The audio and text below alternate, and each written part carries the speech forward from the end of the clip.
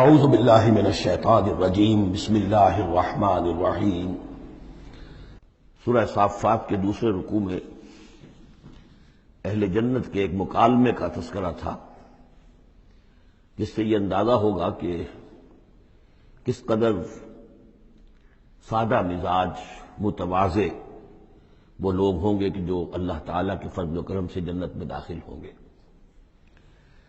قال قائل منہم، ان میں سے ایک کہے گا کہنے والا،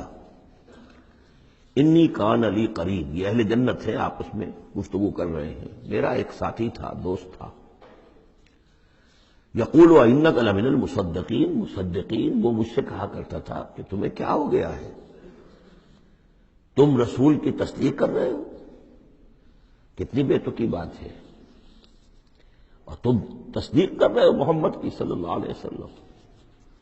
اذا متنا وکنا ترابا وعظاما انا لمدینون، کیا جب ہم مر جائیں گے اور ہم ہو جائیں گے مٹی اور ہڈیاں بھی گڑی سلی ہوں گی اور سڑی گلی ہوں گی، اور یہ کہ مٹی، باقی جسم تو مٹی بن چکا ہوگا، تو کیا پھر ہمیں کوئی جزا ملے گی، بدلہ ملے گا؟ قال هل انتم مطلعون، تو کہے گا وہ کوئی کہنے والا کہ کیا تم لوگ دیکھنا چاہتے ہو، جھانک کر دیکھو گے، تمہارا وہ دوست جو تمہیں گمراہ کرنے کی کوشش کرتا تھا وہ کہاں ہے، کس حال میں ہے، دیکھنا چاہو گے؟ یعنی اہل جنت کے لیے یہ اہتمام بھی کیا جائے گا۔ فاطلع، تو وہ جھانک کر دیکھے گا، فرآہ فی سواء الجحیم، تو دیکھے گا اس کو جہنم کے، دوزخ کے گویا کہ بیچوں بیچ اس کی تہ میں۔ قال، وہ کہے گا، تاللہ ان کدت لتردین، خدا کی قسم تم تو قریب تھے کہ مجھے بھی برباد کرتے، مجھے بھی گراتے یہاں، یعنی یہ تو اللہ کا بڑا فضل ہوا کہ میں نے تمہاری باتوں پر زیادہ دھیان نہیں دیا، اور جو بات میرے دل کو لگ گئی تھی، جو بات مجھے بھلی لگی تھی، جس کی گواہی میری قلب کی گہرائیوں سے برآمد ہوئی، میرے دل نے جس کو حق جانا میں نے اسے قبول کیا، ورنہ یہ کہ تم تو تلے ہوئے تھے کہ جس طرح تم تباہ ہوئے ہو اسی طرح مجھے بھی اس جہنم کے گڑھے میں اپنے ساتھ لے کر گرتے۔ ولولا نعمت ربی لکنت من المحضرین، اور اگر میرے رب کی نعمت مجھ پر نہ ہوتی، احسان نہ ہوتا، انعام نہ ہوتا، یہ تو اللہ کا فضل ہے میرے پروردگار کا، تو میں بھی ہو جاتا انہی لوگوں میں سے جو یہاں پکڑے ہوئے آئے ہیں گرفتار ہو کر اور اس جہنم کے حوالے کر دیے گئے۔ افما نحن بمیتین، اب یہ آپس میں گفتگو کر رہے ہیں جنت والے، تو کیا اب ہمیں مرنا تو نہیں ہے،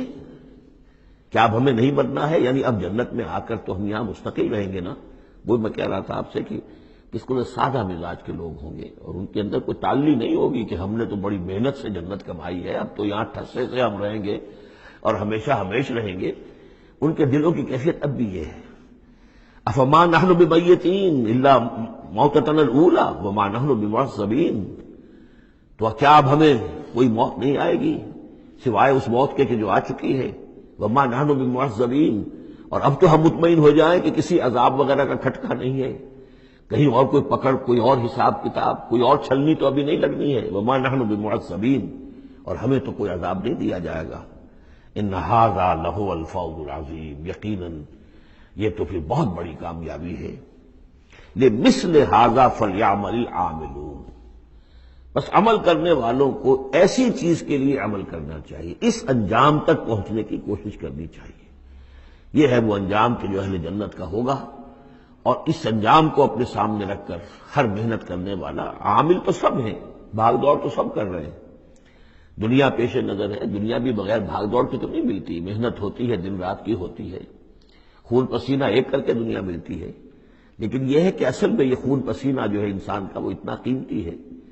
کہ اس کے عوض پر یہ جنت حاصل کرنی چاہیے، نہ یہ کہ محض دنیا کی چند روزہ زندگی کے عیش و آرام اور صرف اس کی زیبائش و آرائش۔ اذالک خیر نزلا ام شجرۃ الزقوم، بھلا یہ کیفیت بہتر ہوگی، یہ انجام بہتر ہوگا، یا وہ ایک مہمان نوازی کے اعتبار سے، نزل پہلی مہمان نوازی، ام شجرۃ الزقوم، یا زقوم کا درخت بہتر ہوگا کہ جو جہنمیوں کو دیا جائے گا، ان کا جو ناشتہ ہوگا وہ زقوم سے ہوگا۔ انا جعلناها فتنۃ للظالمین، ہم نے اس درخت کو ظالموں کے لیے، کافروں کے لیے فتنہ بنا دیا۔ اس کا ذکر آ چکا ہے سورہ بنی اسرائیل میں کہ یہ جو درخت ہے زقوم، قرآن کہتا ہے کہ جنت جہنم میں ہوگا، جہنم تو آگ کی جگہ ہے، تو وہاں درخت کیسے ہو جائے گا؟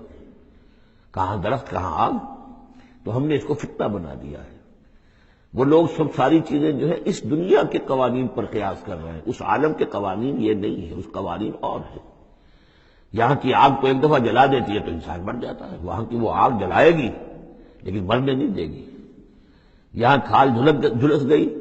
تو پھر کوئی لمبی چوڑی جو ہے وہ پلاسٹک سرجری کی جائے تو شاید دوبارہ کچھ ہو جائے، ورنہ یہ کہ خود بخود تو نہیں آ جائے گی۔ لیکن وہاں یہ ہے کہ جیسے ہی کھال جھلس جائے گی اور کھال اللہ تعالیٰ ان کو عطا کر دے گا۔ تو وہاں کے نوامیس، وہاں کے قوانین، وہاں کے جو بھی لاز ہیں وہ مختلف ہیں یہاں کے قوانین سے۔ اِنَّا جَعَلْنَاهَا فِتْنَةً لِلظَّالِمِينَ إِنَّهَا شَجَرَةٌ تَخْرُجُ فِي أَصْلِ الْجَحِيمِ، وہ ایک درخت ہے کہ جو جہنم کے بالکل تہ میں سے ابھرے گا، نکلے گا۔ طَلْعُهَا كَأَنَّهُ رُءُوسُ الشَّيَاطِينِ، اور اس کے گابھے ایسے ہوں گے، خوشے ایسے ہوں گے جیسے شیطانوں کے سر ہیں، یعنی کوئی بہت ہی خوفناک قسم کے اور بہت بدنما۔ فَإِنَّهُمْ لَآكِلُونَ مِنْهَا، پھر یہ جو جہنمی ہے یہ کھائیں گے اس میں سے مجبور ہو کر۔ ویسے انسان اس کو دیکھنا تک پسند نہیں کرے گا، اس میں اس قدر کراہت ہوگی، لیکن یہ کہ چونکہ بھوک کی شدت ہوگی تو وہ کھائیں گے، منہ ماریں گے اس میں۔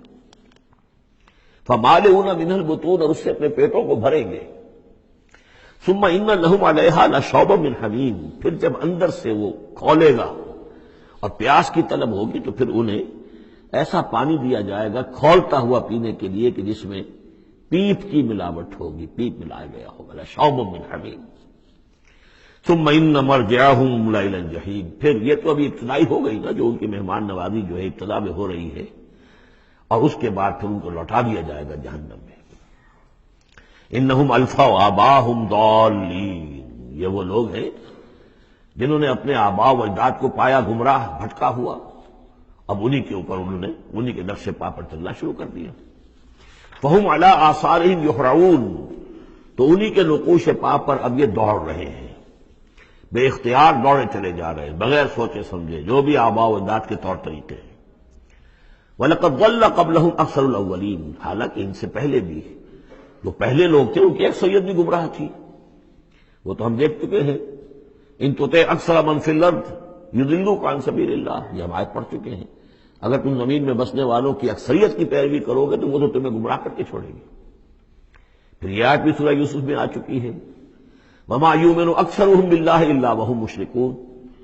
کہ ان کی اکثریت جو ہے اللہ پر ایمان نہیں رکھتی مگر کسی نہ کسی نوع کے شرک کے ساتھ۔ اور شرک یہی ہوتا ہے کہ ایک بڑے اللہ کو مان کر کسی نہ کسی چھوٹے اللہ کو بھی مانا جائے، اور ہوتے ہوتا یہ ہے کہ وہ چھوٹا خدا جو ہے وہ اعصاب پر سوار ہو جاتا ہے، اور بڑا تو کہتے ہیں وراء الورا وراء الورا، وہ تو ہے بیٹھا ہوا ہے، اسے اس دنیا کی فکر بھی نہیں ہے، کوئی چنتا بھی نہیں ہے، کوئی تشویش بھی نہیں ہے، وہ اپنے اندر مگن ہے۔ مشائین کا فلسفہ یہ ہے جو ارسطو کے پیروکار ہیں، اور ہمارے ہاں اکثر جو متکلمین ہیں وہ سب مشائین ہیں، ارسطو کے پیروکار ہیں اکثر متکلمین۔ تو متکلمین کے اس مشائین کا، ارسطو کا فلسفہ یہ ہے کہ اللہ تعالیٰ صرف کلیات کا عالم ہے، جزیات کا نہیں ہے، زیادہ اسے اس کائنات کی فکر ہی نہیں، اس نے بس پیدا کر دیا ہے، بس اللہ اللہ خیر صلی اللہ، کچھ قوانین بنا دیے، یہ خود بخود چل رہی ہے، اب اسے اس سے کوئی سروکار نہیں ہے۔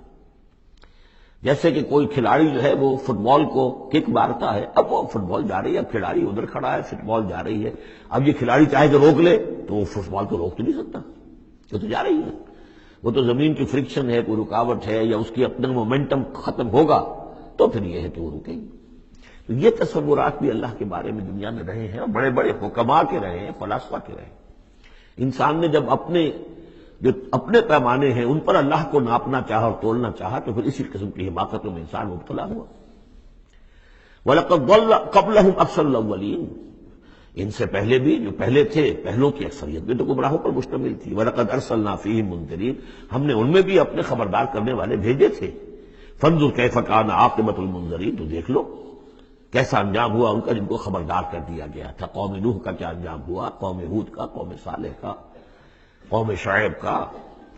اور سدوم اور عمورہ کے شہروں کا، تو دیکھ لو کیا کیا انجام ہوا۔ الا عباد اللہ المخلصین، البتہ ان میں سے جو اللہ کے خاص بندے تھے اللہ نے ان کو بچایا۔ صدق اللہ العظیم۔